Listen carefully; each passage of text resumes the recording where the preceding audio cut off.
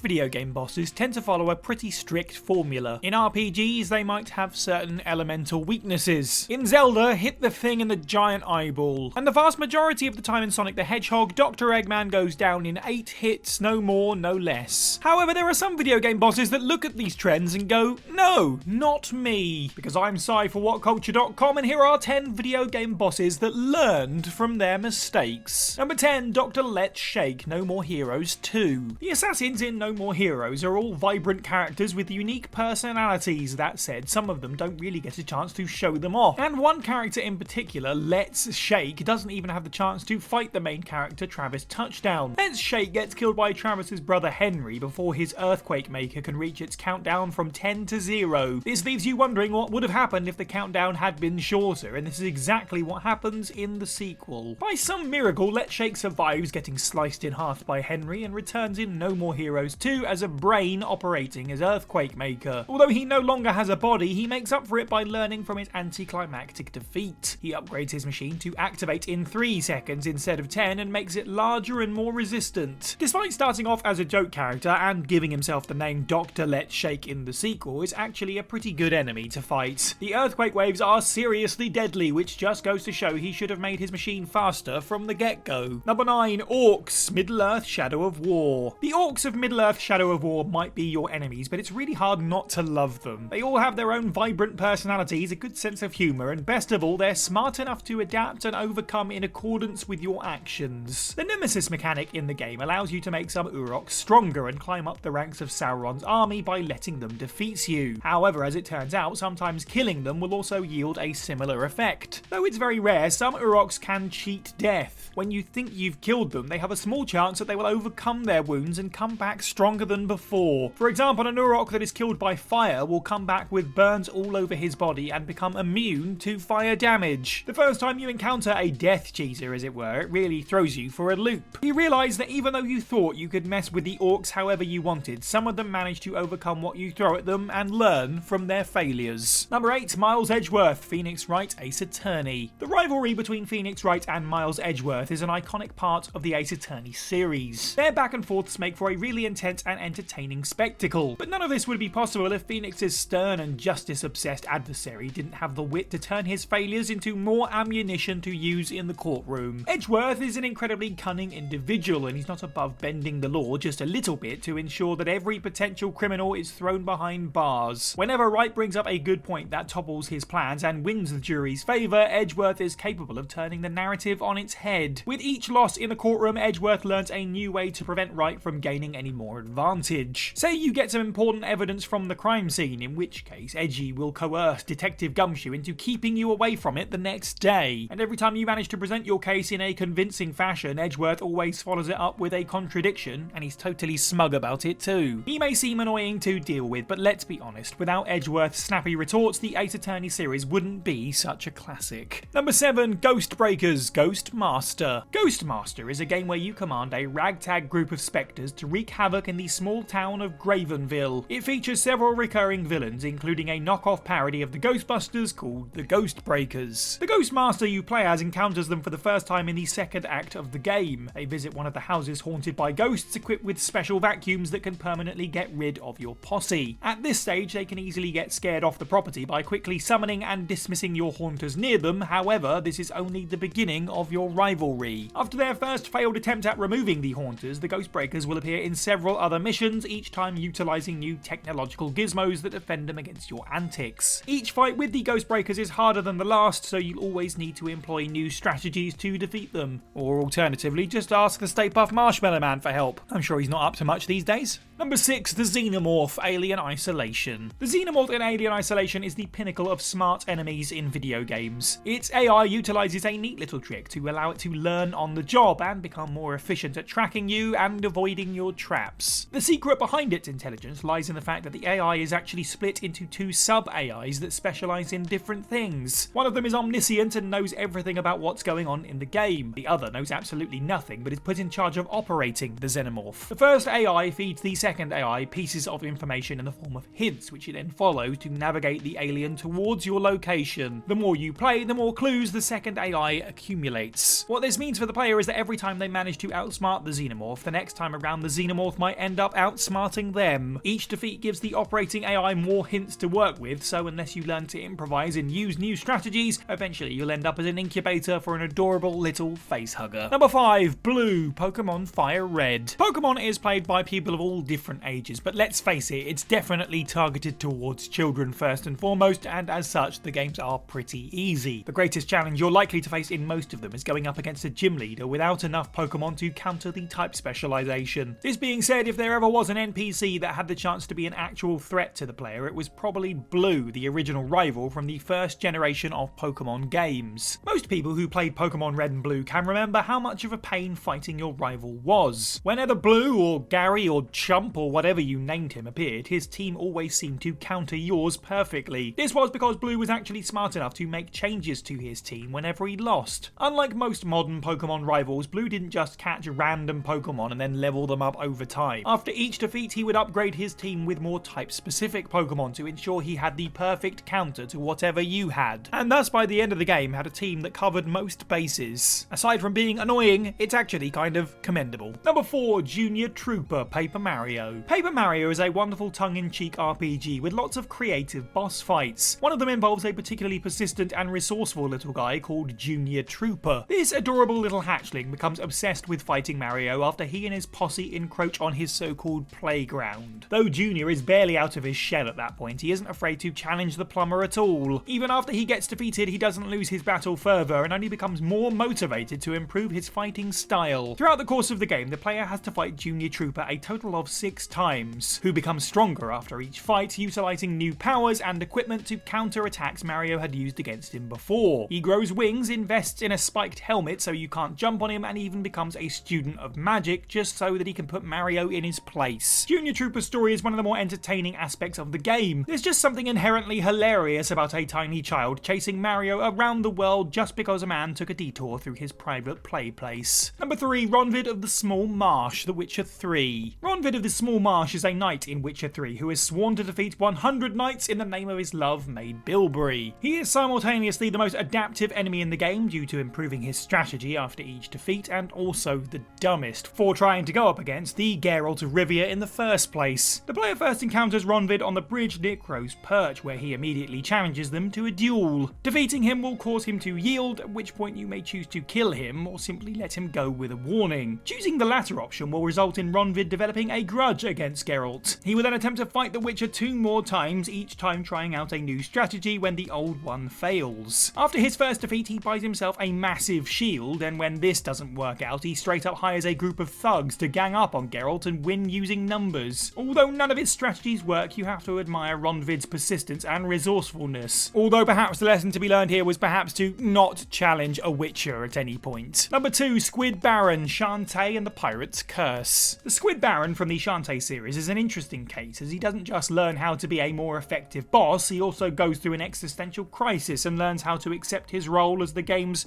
filler enemy. The Squid Baron, who is not a squid and is in fact an octopus, acts as a recurring boss in most Shantae games. In Shantae and the Pirate's Curse, Shantae meets him outside of Sequin Land Palace, where he talks about being depressed due to being downgraded from the main boss of the game to a mere filler one. Eventually, after some time to self-reflect, the Squid Baron comes to the conclusion that he may have lost his status, but being a filler boss is just as good. He then challenges Shantae to a fight, but unlike all the other times you fight him, he uses new tricks, like putting on metal armor to prevent Shantae from bouncing on his head. The Squid Baron's arc is honestly a refreshing change of pace. He's a boss who is self-aware enough to know he reuses his moves a lot, and yet because of this, he's capable of improving and finding new ways to surprise you. And number 1, King Hippo, Punch-Out. One of the best parts of Punch-Out for the Wii is that each contender in the game comes back to fight you after you defeat them and become the new boxing champion. The second time around through the game, the bosses are significantly more difficult as they learn from their defeat and add a new gimmick to make up for their mistakes. Out of all of the bosses in the game, King Hippo has to take the cake for being the most creative with the solution to his problem. The first time you fight him, Little Mac can easily take him down by punching him in the weak spot on his belly. After his devastating defeat, King Hippo realizes he needs to find a way to cover up that spot. In the cutscene preceding his second fight with Mac, the half-man, half-hippo is seen wandering around a city looking for a good shield for his belly. He's torn between a frying pan and a strainer, but eventually settles on taping a full-size manhole cover to his stomach. Now that's some serious protection.